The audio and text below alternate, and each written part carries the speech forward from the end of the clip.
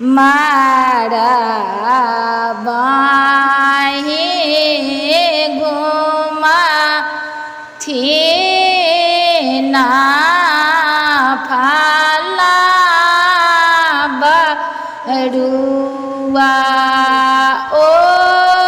जे पोथिले ने पंडित लोक हाथी चाढ़ी एलखिना आपन बाबा ओ जे डोली चढ़ी आई हवा आमा हे राथा चढ़ी आवता पितारा लोका ओ जे मारवा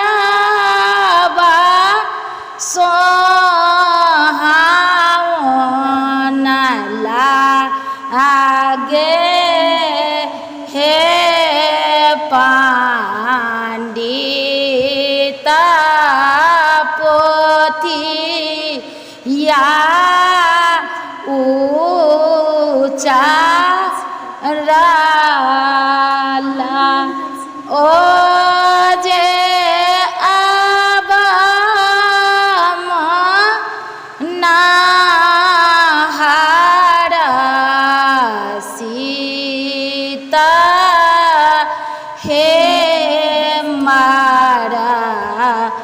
बाही बैसाला आनी आपन दादी ओ जे जांघा चढ़ी फाला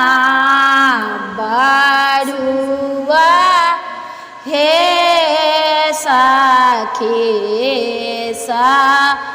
बा मंगला गा ओला पंडिता माँ करा ओला हे देवा रा आशीषा